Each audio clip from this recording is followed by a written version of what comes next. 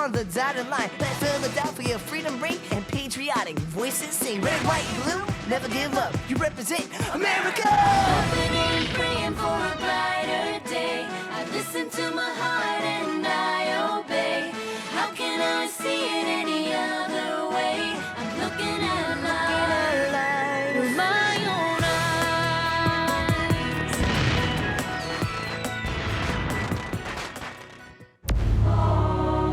Here are some exciting scenes from today's episode of Liberty's Kids.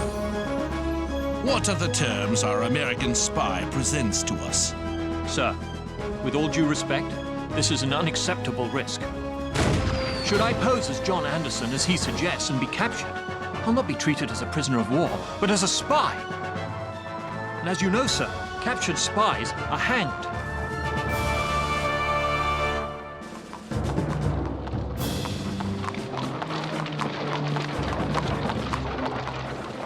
Dearest Mother, the war for our independence ends its 5th year with the Americans losing in the South. The British took Charleston, and with it, over 5,000 American soldiers. From his stronghold in New York, British Commander General Clinton controls the coast. Only the fortifications at West Point stop him from using the Hudson River to cleave the states in two. General Washington tries valiantly to gain ground in New York, but we are at a stalemate. To make matters worse, there is constant talk of spies. Just the other day, James told us of his conspiracy theory. Sarah! James says there's only one explanation as to why things are going badly for General Washington. And what might that be, James? Spies. Spies? What proof of that could you possibly have? What happened when General Washington planned to attack Sir Henri Clinton in New York? Nothing happened. Exactly. Because of Clinton's sudden countermoves that could only have taken place if the English had secret inside information. Makes sense to me. If James were correct, which I hope he is not, the spy would have to be someone in a trusted position close to General Washington. And I cannot imagine who could be so disloyal to such a noble person and such a noble cause.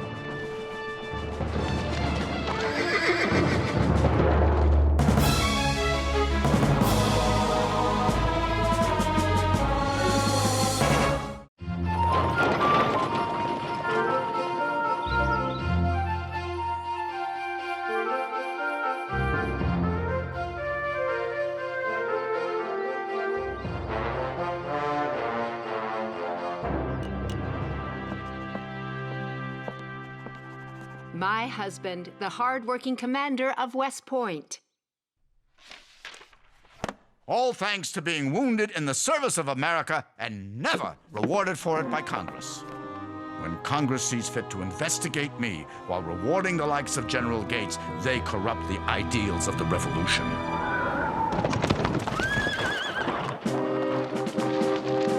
I'm so excited about the story I am covering. General Benedict Arnold, the hero of the Battle of Saratoga, is in command of the strategically important West Point. So? So, I was there at Washington's headquarters when he got command. Benedict, I have great news. I would like you to take command of the left wing of my army. It is too great a prize for one as unworthy as I. Nonsense. You earned it. There is no general more valiant leading his men in the field of battle. I cannot, as much as I wish to, accept so high an honor. I am afraid the old wounds will not allow it. My leg is too bothersome to allow me to ride, much less endure the hardships of battle. You are too good a friend, Benedict, and too valuable a general to be wasted in Philadelphia. Perhaps I could serve in another capacity, one less strenuous than a field command. I can't think of any. West Point. Excuse me, General, it's just the command of West Point is available, and you yourself have spoken of its importance. True. With it, we control the Hudson River and keep the British bottled up in New York City. Lose it, and the British are free to travel the Hudson River. Then I'd best put my best general in charge to secure the fort and the war. The job is yours. You do me a great honor. Let's see. A story about Benedict Arnold sitting around commanding a fort, versus one about spies on Washington's staff. At least my story isn't a figment of my imagination. We'll see what you think after I get back from talking to Colonel Livingston.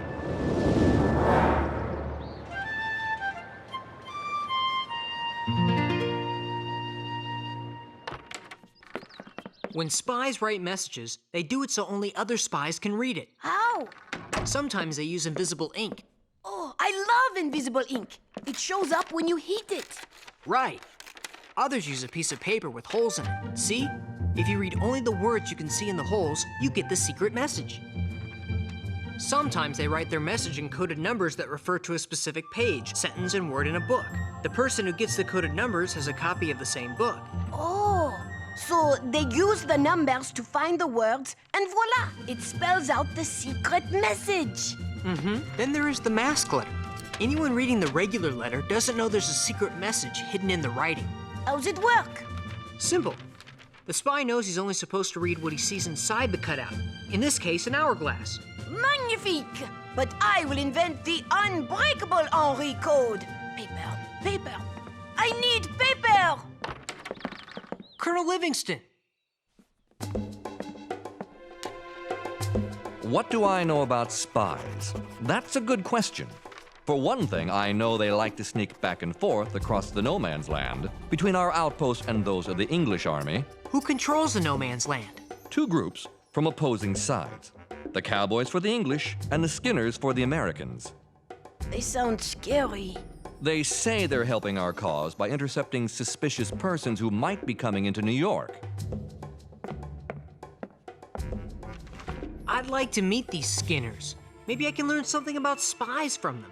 Personally, I think they're most interested in stealing money from travelers. But if you're determined, I'll give you a pass for safe passage. What's this gibberish? Excusez-moi, I was practicing my secret code.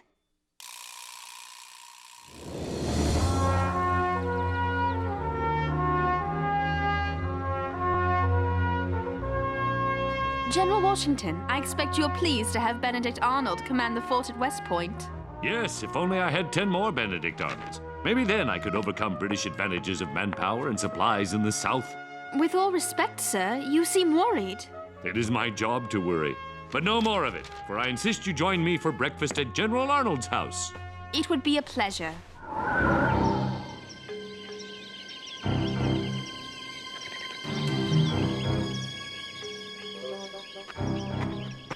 I've got to relax. I'm sure I will come across a skinner before I meet a cowboy.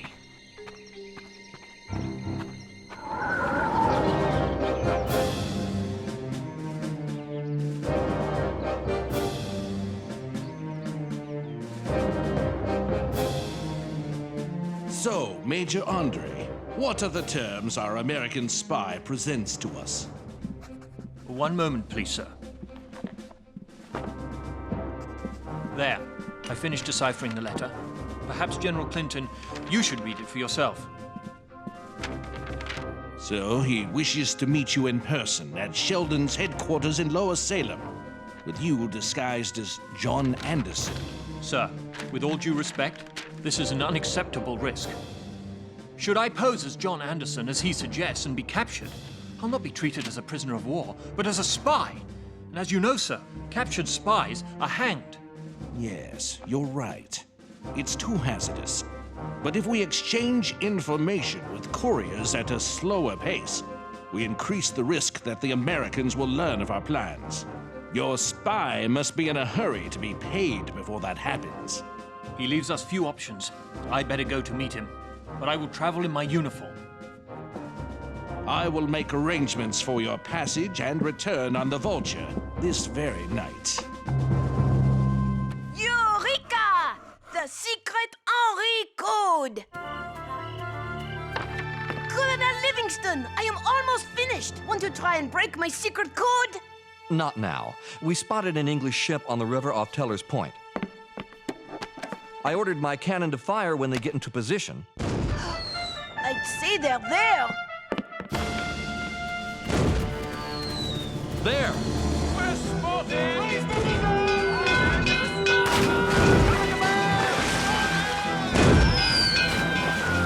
She got away.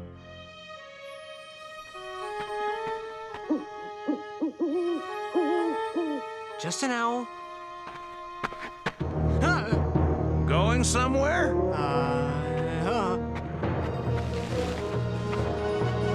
Come, lads!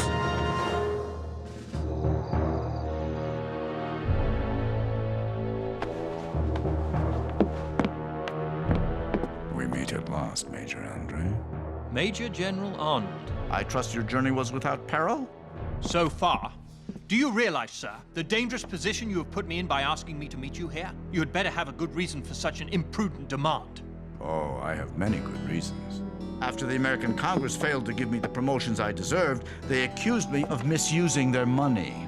Perhaps it will make you feel better to know you shall be given a rank and commission in the British Army befitting a general of your talents. And the 20,000 pounds?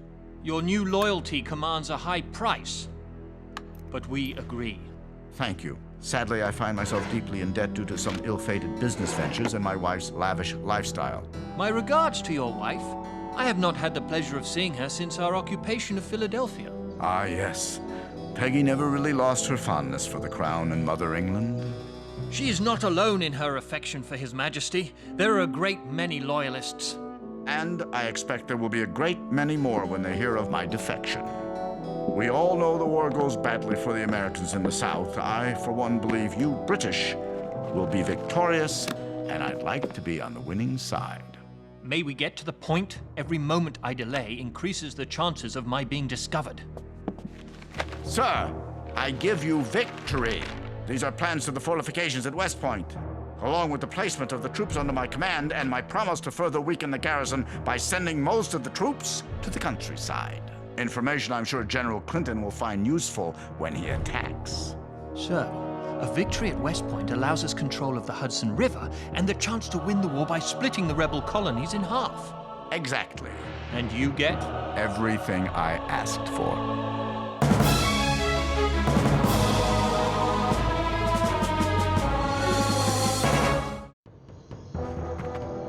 Who be ye? Loyalist or patriot? I'm a journalist from Ben Franklin's Pennsylvania Gazette. A journalist, huh? We don't see many of them out here. But you still didn't answer my question. I have a pass from Colonel Livingston. I'm looking for some Skinners. Why didn't you say so? We're Skinners.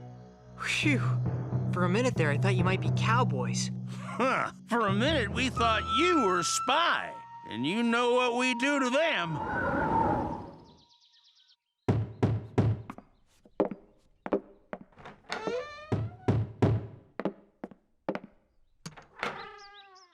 Major Andre. My ship, the Vulture, sailed without me. She was driven upstream by American troops.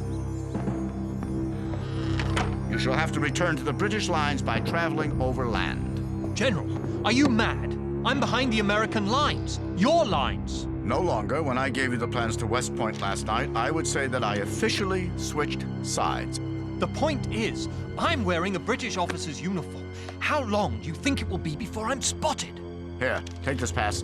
This area is under my command. My signature will guarantee safe passage to you as American Agent John Anderson. There are some civilian clothes piled on that bench.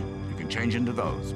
If I pose as an American in civilian clothes and am discovered, I'll be treated as a spy. It's your decision. Though I fear capture dressed as an American, I fear the chance of being spotted in this uniform poses the greater risk.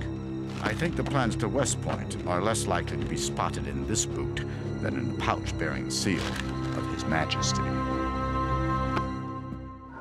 So, how did all of you come to be Skinners? I mean, there are those who say Skinners are just bandits. We're here to hunt down cowboys or catch spies, which we can't do with your continual jabbering. Shh. You hear that? Hear what? Now! After we shoot!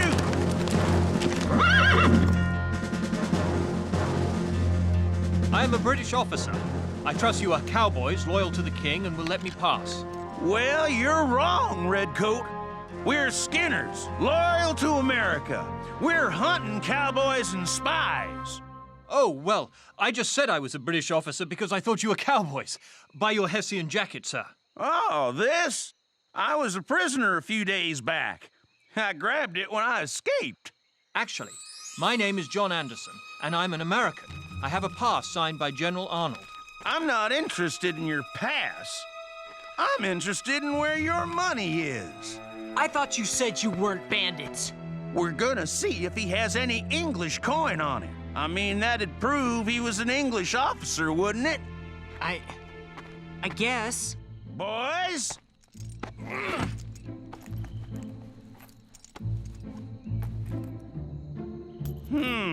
A gold and silver watch, but no money. Check his boots. Gentlemen, there's no need to look.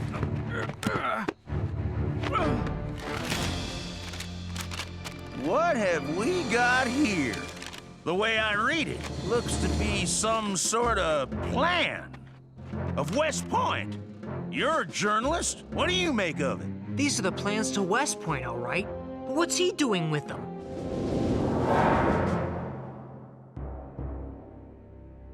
Your suspicions were correct, Paulding. These are plans of West Point, and there appear to be notations telling how to render the fortifications useless. Paulding, I want you to take this man, these papers, and this message to General Arnold. I'm sure General Arnold can straighten this out. Not so fast. Jameson, am I to understand that this man was carrying plans of the fortifications at West Point? Yes, sir. You don't find that suspicious? I do. I want those papers sent with a message to General Washington that we are holding a man as a spy. Spy? If he's a spy, then he must be communicating with someone close to Washington. My theory. I was right. I pray your so-called theory is wrong. For if these papers were indeed written by Arnold's hand, then that would make Benedict Arnold a traitor as well. This is terrible. I've got to find Sarah. Gentlemen, please, have some breakfast. Aides to General Washington are always welcome at the Arnold breakfast table. She's right, gentlemen. I may be a general, but I never, ever argue with my wife. Thank you, Samantha. It's a message from Talmadge. Oh, and Samantha, please prepare some more food. General Washington and a guest will be arriving shortly. Benedict, what is it? Something's come up, dear. We must talk upstairs. Gentlemen, if you'll excuse us for a moment. Quick, close the door. Benedict, what is... I must leave immediately. My life depends on it. Leave? Benedict, you're scaring me. I don't have time to explain. I gave the plans of West Point to Major Andre. What for? John's involved with you in something? Yes, he's been caught. It won't be long before Washington learns I've betrayed America to the British and they come to arrest me. This is terrible. What should I do? So you know nothing of any of this. Benedict? I love you, but I must go. Now, I'll be in contact. I'll do what I can to help. Good morning, General Arnold. General Washington has given me the pleasure of joining you.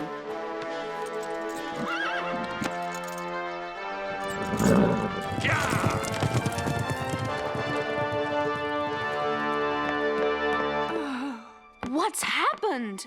It must have been the eggs in the pancake batter. There, I'm feeling better already. Why did General Arnold ride off just now? Sarah! The spy has been telling the British everything? It's Benedict Arnold!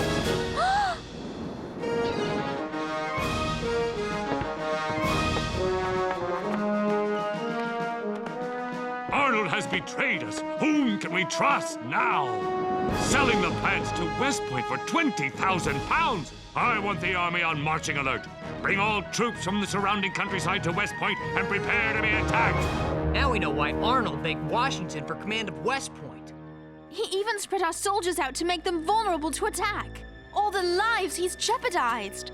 All the people he's betrayed. General Washington who supported him. His men who died for him. And you, Sarah, you traveled with him. You respected him. I was inspired by him.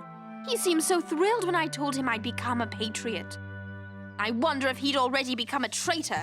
Is that what I am, James? A traitor to my country?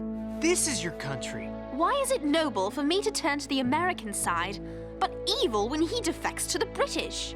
You did it for liberty. Arnold did it for money and ambition. And he didn't care who would suffer or die so he could get them. Yes, I did it for liberty. And I write for liberty too. I've written many stories for the Gazette about General Arnold. And now, James, for liberty, I shall write another.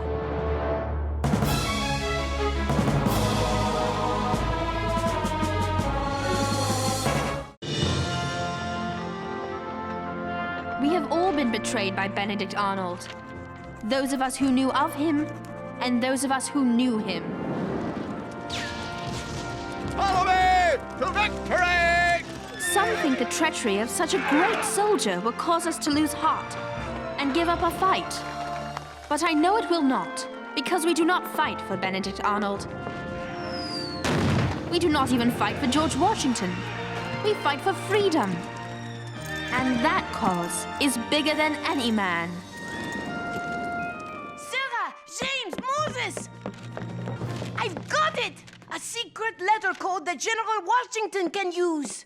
And the British won't be able to figure it out? Nope. Regardez. See? Just an ordinary letter. Now watch. You just read what isn't covered by your hand. Isn't it amazing? It's amazing, all right. There's just one problem. What if the person trying to read your coded letter has a bigger hand than you? Like mine. Dear, I am a pest? Oh, I didn't think of that.